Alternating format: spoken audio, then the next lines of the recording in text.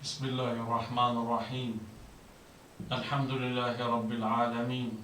Wassalatu wassalamu ala sayyidina wa nabiyyina Muhammad wa ala alihi tayyibin at-tahirin wa sahbihi al-muntajabin wa ala al-jami' al-anbiya ilahi wal mursalin. Me emrin e Allahut të gjithëmshirshëm mëshirëplotit, falënderimet më të sinqerta janë për Allahun e madhëruar, paqja e bekimet e Allahut qofshin mbi profetin Muhammed, i familjen e tij të pastër, mbi shokët e tij të zgjedhur dhe mbi të gjithë të dërguarit dhe profetët e Allahut. Të dashur vëllezër dhe motra, ju përshëndes me përshëndetjen e bukur islame. Assalamu alaikum wa rahmatullahi wa barakatuh. Paqja, bekimet, mirësitë dhe mëshira e Allahut qofshin mbi ju. Në ajetin 10 të surës Hujurat, Allahu i madhëruar thot: Bismillahirrahmanirrahim. Innamal mu'minuna ikhwa faslihu bayna akhawaykum wattaqullah la'allakum turhamun. Në të vërtetë, besimtarët janë vëllezër, prandaj pajtoni mes vëllezërve tuaj dhe kijeni frikë Allahut në mënyrë që ju të mëshirohen. Ajeti i begat sqaron pra haremia dhe flet qartazi për vllazërinë në mesin e besimtarëve. Dhe vllazëria në mes tyre duhet të jetë e vazhdueshme gjatë gjithë jetës. Islami është fe e paqes, fe e mëshirës, fe e vllazërisë. Ajeti thotë që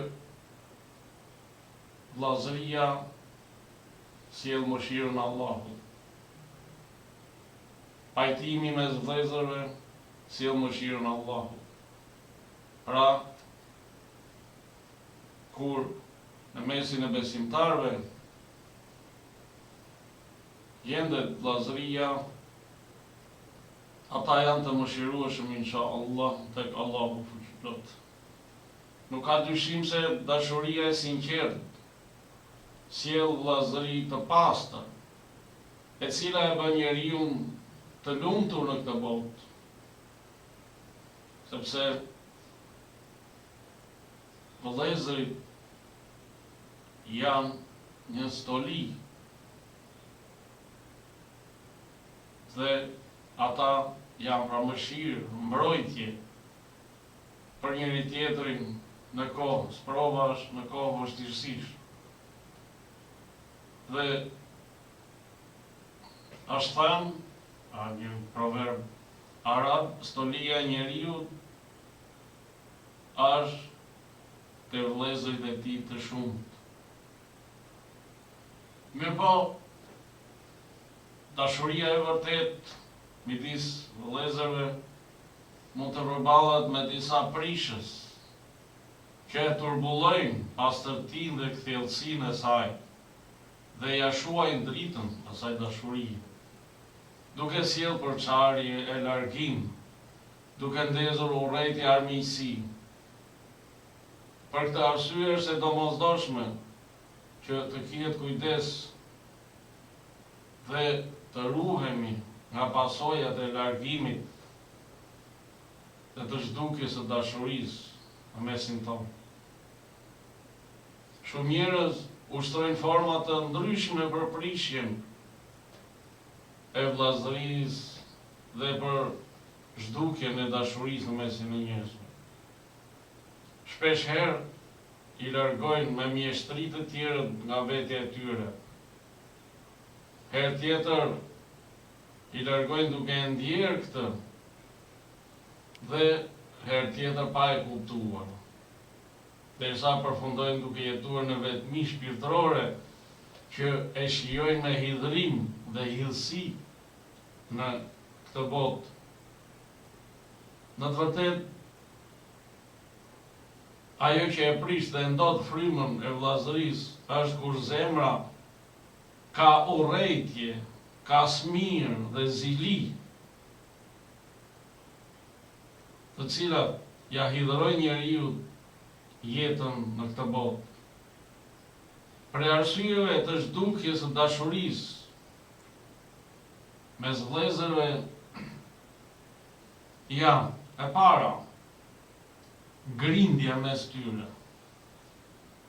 që do thotë të kundërshtosh fjalën e tjetrit duke shtrembruar kuptimin e saj dhe duke zvogluar vlerën e atij që e ka thënë. Ky qëndrim i keq në minimum përfaqëson përgjigjëstrimin, fyerjen dhe përçmimin ndaj tjetrit. Ndonë se ai ka të drejtë të respektohet, të nderohet dhe të besohet. A mund të qëndroj vllazëria dhe dashuria pa respekt dhe dinjitet? Jo se jo. Është transmetuar nga Imam Ali el-Hadi, paqja qoftë mbi të, se ka thënë: grindja e prish miqësinë e vjetër, e zgjidh lidhjen e fortë, dhe më e vogla që përmban është se sjell garë në kundërshti, dhe kundërshtia është rrënja e shkaqeve të përçarjes. Pra, arsyeja e parë që zhduk dashurinë mes vëllezërve është grindje mes tyre. Ndërkohë që feja islame na urdhëron që të jemi pra të komunikueshëm, të butë dhe gjithmonë të përdorim dialogun e qetë me argumente. Arsyeja e dytë është bindje ndaj përgojuesit. Imam Aliu, paqja qoftë mbi të, ka thënë: kush i bindet përgojuesit e humb mikun e tij. Është plotësisht e natyrshme se përgojimi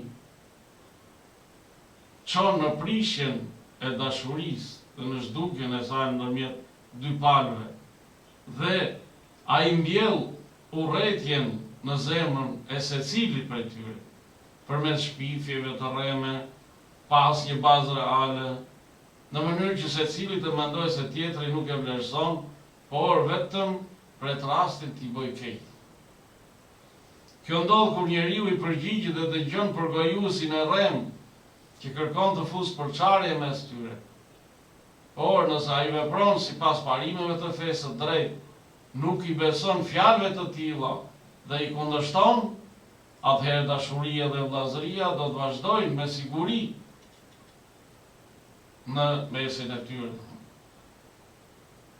Ajo që e prish marrëdhënien nuk është vetëm pra përgojuesi, sepse ajo është vetëm një pjesë e shkakut. Pjesa tjetër është ai që i bindet dhe dëgjon fjalët e tij dhe i përcjell.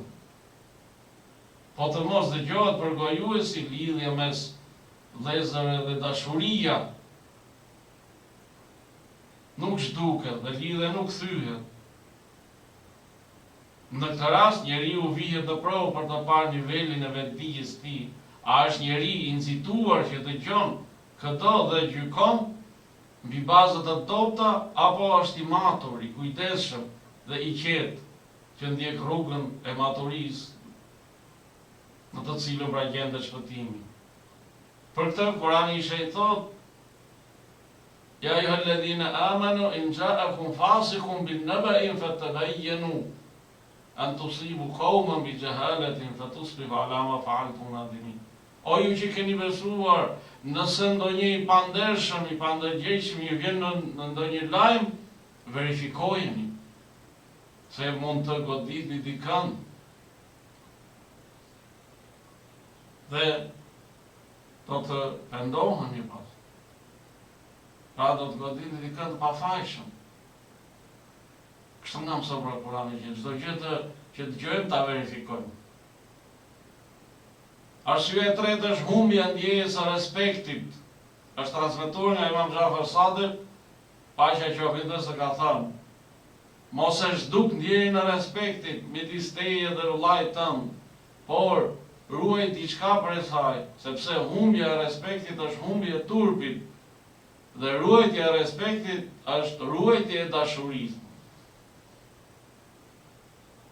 Nuk ka dyshim se sjellja pa kufi dhe pa turp përpara tjetrit, duke vepruar sikur ai të mos ekzistojë, apo që vëllai të bëj gjëra të papërshtatshme me arsyetimin se mes vëllezërve nuk ka formalitete, çon në nëngatësim dhe humbje të respektit.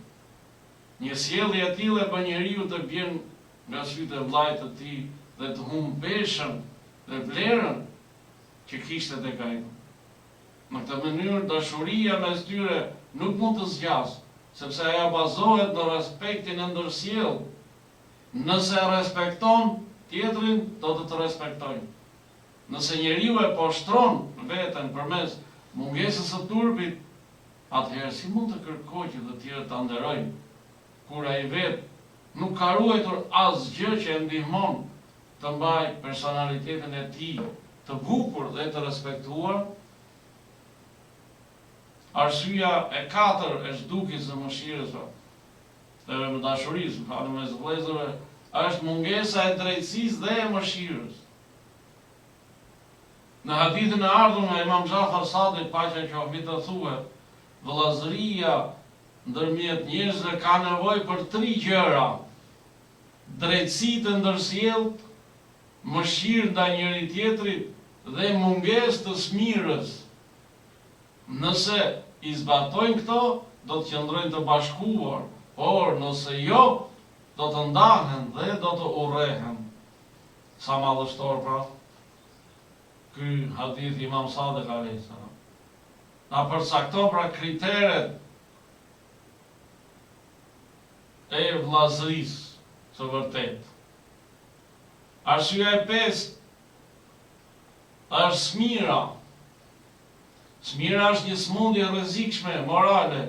Nëse ajo e pushton njeriu dhe e kontrollon, ajo e shkatëron atë, pra njeriu dhe e dëmton, si në fe, ashtu edhe në jetën e kësaj bote. Imam Sadiku, paqja qoftë mbi të, ka thënë, fatkeqësitë, pra sëmundjet shkatëruese të fesë janë smira, mendjemallësia dhe mburrja. Vllazëria e sinqertë nuk mund të bashkëjetojë me zilin, me smirën, pra me dëshirën që vëllait t'i largohen ato të mira që ai ka, ato begati që ai ka domthon. Arsyeja e 6 është mosmarrveshje, pra përplasjet me njëri tjetrin. Kjo nënkupton debatet e panevojshme, mos pajtime dhe qëndrime, mendime, apo në mënyrën e veprimit dhe sjelljes. Këto përçarje prishin harmoninë dhe dashurinë që duhet të mbretërojë ndërmjet vëllezërve. Dhe fatkeqësisht, pra këto mosmarrveshje gjenden sot në mesin e ummetit islam dhe ka quar në përçarjen e muslimanëve, për shkak pra të mospajtimeve, për shkak të qëndrimeve të ndryshme, mendimeve të ndryshme. Ndërkohë pra që Kurani na thot innamal mu'minuna ikhwa. Besimtarët pra janë vëllezër dhe të tillë duhet jemi. Nëse kemi mospajtime, mendime ndryshe, qëndrime ndryshe, atëherë të ulemi, të dialogojmë dhe mos pajtimet i zgjidhin duke u kthyer tek fjala e Allahut, te Kurani dhe te suneti i pastër i profetit Muhammed sallallahu alaihi wa alihi dhe ehli bejtit i të pastër. Arsyeja e 7 e zhdukjes së dashurisë mes vëllezërve është mashtrimi dhe lojrat me fjalë. Ky term nënkupton shtrembrimin e realitetit dhe mbulimin e çështjeve me petkun e gënjeshtrës, duke i paraqitur ndryshe nga që janë në të vërtetën, me qëllim që njeriu të arrijë synime që nuk përputhen me të vërtetën dhe në mënyrën e ndershme të veprimit. Duhet jemi të sinqertë, të vërtetë ndaj njëri tjetrit. Si thot ajeti i Kuranit, o ju që keni besuar, friksojeni Allahut dhe jini me të vërtetën. Pra, të mos luajmë lojra fjalësh për përfitime individuale. Arsyeja e tetë është pajtimi i rrem. Me këtë nuk kuptohet mungesa e sinqeritetit në qëndrim dhe mos shprehja hapur e asaj që njeriu e mendon në të vërtetë. Pra është një lloj sjellje hipokrite që prish besimin, dashurinë dhe sinqeritetin ndërmjet njerëzve. Arsyeja nën shakatet e tepruara. Kjo është kur njeriu tregohet me një lehtë në biseda, pa seriozitet. Ndonjëherë shakat e tij e kalojnë kufirin duke sjellë shqetësim, siklet, apo madje edhe dëm për tjetrin. Ndërsa butësia dhe mëshira janë të kundërta me këtë. Ai që është i sjellshëm me vllajën e tij për ta gëzuar dhe për t'i sjellë lumturi në zemër, ai shpërblehet për këtë vepër. Dhe kjo është diçka e lavdruar, për të cilën kanë nxitur pra hadithet e të pagabueshme profeti Muhammed dhe ehli bejtit paqja qoftë mbi ta. Arsyeja e 10 është nënvlerësimi i tjetrit. Dhe kjo çon në zhdukjen e dashurisë për në mesin e vëllezërve. Kjo do të thotë ta ulesh pozitën e tjetrit, e vllajt tjetër, ta zvoglosh vlerën e tij dhe ta përçmosh. Kjo smundje morale shpesh shfaqet midis shokëve dhe bashkëmoshatarëve që ndodhen në të njëjtin nivel, në të njëjtën moshë, në shkollë, në universitete apo në vende pune. Kur disa njerëz e lavdrojnë njërin prej tyre për aftësitë dhe cilësitë e tij të mira, shoku tjetër shpesh pra zemrohet dhe nxiton ta nënvlerësojë atë për shkak të ndjenjes së inferioritetit që ka ndaj tij. Shejtani e shtyn drejt dy rrugëve të këqija. Ose ta ngrej veten në mënyrë të rreme, duke pretenduar cilësi që nuk i ka, për të bazuar në to, ose ta ul tjetrin në nivelin e tij ose më poshtë. Por të dyja këto raste janë të dënueshme dhe të qortuara në Islam dhe nuk lejohet, sepse ndër moralet më të shëmtuara është që njeriu të pretendojë virtyte që nuk i zotron, ose t'ia mohojë tjetrit cilësitë e mira që ka, qoftë duke i fshehur virtytet e tij, qoftë duke nxjerrë në pa të metat e tij. Pra nënvlerësimi i tjetrit është ndaluar në Islam. Islami i ka nderuar të gjithë njerëzit dhe nuk lejohet nënvlerësimi, përçmimi i njerëzve të tjerë. Sepse nënvlerësimi çon në humbje dhe zhdukjen e dashurisë midis vëllezërve në veçantë dhe midis të gjithë njerëzve në përgjithësi. Arsyeja e 11 është lartësimi i tepruar dhe lavdrimi i rrem. Kjo nuk kupton ngritjen e pozitës së tjetrit duke i atribuar atij cilësi që nuk i ka, përmes teprimeve në lavdrim dhe lëvdata të pavërteta, duke paraqitur në një dritë të ndritur që nuk përkon me realitetin. Kjo ndodh shpeshherë kur njerëzit kanë interesa të përbashkëta, sidomos me pasanikët, njerëzit me pushtet, drejtuesit apo zyrtarët në fusha të ndryshme të jetës, nëse ai që bashkëvepron me ta nuk është njeri i lirë dhe i ndershëm. Thuhet se një nga bashkëkohësit e Imam Aliut, i quajtur Harith, një ditë i tha imamit, pa Imam Aliut alayhis salam: "O prisi besimtarëve, betohem në Allahun se unë të dua." Atëherë Imam Aliu, paqja qoftë mbi të, i tha: "Nëse vërtet më do, atëherë mos u grind me mua, mos luaj me fjalë me mua, mos më imito, mos u tall me mua." Pra ke imitimi, do të thonë mos bëhet para veprime të këqija, ose lëvizje që nuk i pëlqen tjetrit. mos më nënvleso dhe mos më lavdro më shumë se sa duhet. Pra gjithë se cilit, jepi atë që ka, jepi atë që meriton. Nëse dikujt i vesh një kostum më të madh se masa që ka, ai kostum e shëmton atë. Dhe jo që e zbukuron, po ashtu edhe lavdrimi i tepërt e shëmton atë tjetër dhe jo e lavdron. Arsyeja 12 është sforcimi dhe formaliteti i tepruar. Kjo është kur njeriu vendos barriera mes vetes dhe vllajt të tij, shpik formalitete dhe sjellje të sforcuara, duke krijuar një marrëdhënie të rëndë dhe të lodhshme, që e bën të vështirë komunikimin e natyrshëm dhe të sinqertë. Imam Jafar Sadiq për këtë çështje thotë: më i rënd për mua ndër vëllezërit e mi është ai që sforcohet ndaj meje dhe që më bën të ruhem prej tij, ndërsa më i lehti për zemrën time është ai me të cilin ndihem sikur jam vetëm. Dhe kjo është, ky sforcim,